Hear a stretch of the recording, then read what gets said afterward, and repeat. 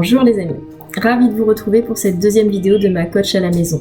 Dans la première vidéo, je vous invitais à me faire part de vos sensations, de vos ressentis, de vos perceptions, de vos réflexions par rapport à la situation que nous vivons actuellement.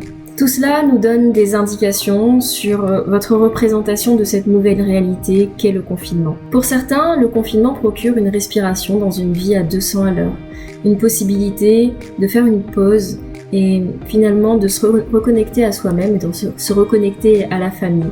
Il y a aussi pour beaucoup d'entre nous de la peur. Il y a cette peur liée à l'incertitude de ce qui se passe à l'extérieur. Incertitude quant à l'épidémie, à ce qu'on nous dit, à ce qu'on ne nous dit pas, incertitude liée au fait de ne pas savoir exactement comment se transmet le virus, on en apprend tous les jours. Il y a cette peur de voir nos proches tomber malades, de voir nos proches peut-être partir. Il y a cette peur liée à ce qui se passe à l'extérieur maintenant, mais aussi à ce qui va se passer demain. Est-ce que notre système actuel va perdurer? Est-ce que l'être humain va être en capacité de se re-questionner, de se remobiliser pour faire tout ce qu'il y a à faire pour tirer les leçons de cette épidémie, de cette crise mondiale et s'en sortir finalement, pouvoir se réinventer, pouvoir se recréer. Il y a aussi ce qui se passe à l'intérieur maintenant. À l'intérieur de nous d'abord, par rapport à tous ces chamboulements qu'on est en train de vivre, et cette incertitude liée à ce qui se passe aussi à l'intérieur dans la tête de nos enfants, dans ce qu'on possiblement leur communique comme stress ou comme angoisse, à la façon dont ils vivent la situation. Parfois ils en parlent, parfois ils n'en parlent pas. Ça ne veut pas dire qu'ils ne sont pas impactés d'une manière ou d'une autre. Et puis il y a cette peur liée à ma capacité aussi à gérer ce qui se passe en ce moment dans ma maison.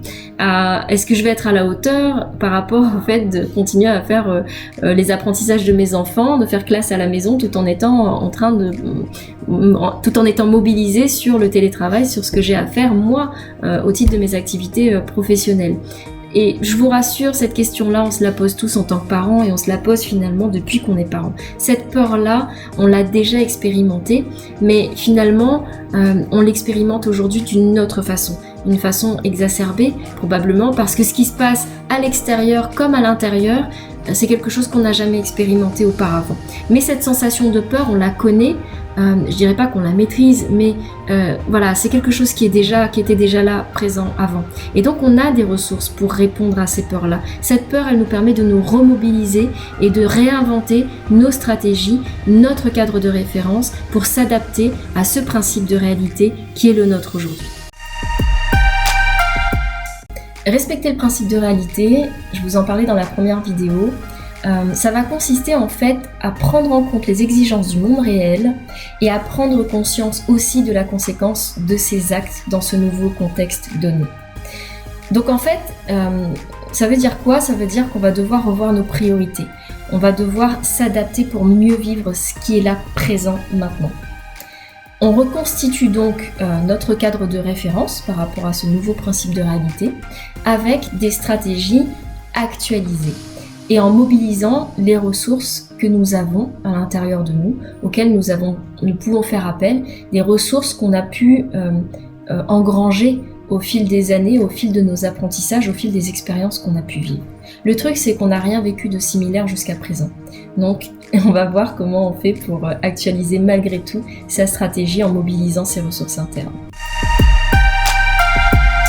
Il y a deux éléments importants à prendre en compte dans cette période de confinement. La première chose qui me paraît vraiment essentielle, et je vous en ai parlé et je vous ai demandé de me partager ce que vous ressentiez, c'est d'accueillir ce qui se présente là maintenant. Mais au-delà d'accueillir ce qui se présente là maintenant et d'accueillir aussi l'impermanence des choses, l'impermanence de vos ressentis, de vos émotions, de vos pensées, finalement ça va être aussi important de se demander à chaque fois que vous avez une pensée, une émotion, une sensation, est-ce que ça m'appartient ou est-ce que ça appartient à quelqu'un d'autre? Et la deuxième question, c'est est-ce que ça me convient ou est-ce que ça me convient pas? Pourquoi garder quelque chose qui ne me convient pas?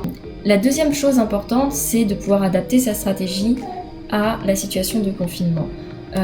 Et donc, c'est réfléchir d'abord, à mon sens, à ce qui est essentiel pour vous dans la vie, de manière générale. Alors, dit comme ça, c'est compliqué peut-être. Alors du coup, je vais vous poser une autre question, une autre série de questions. La première d'entre elles pourrait être: qu'est-ce que je souhaite apprendre pendant cette période de confinement? Il pourrait y avoir aussi quelque chose de l'ordre de qu'est-ce que j'aimerais à la fin de ce confinement pouvoir me dire de ce que j'ai vécu. Voilà.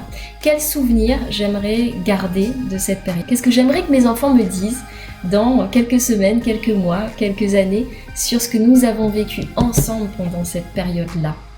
Ok?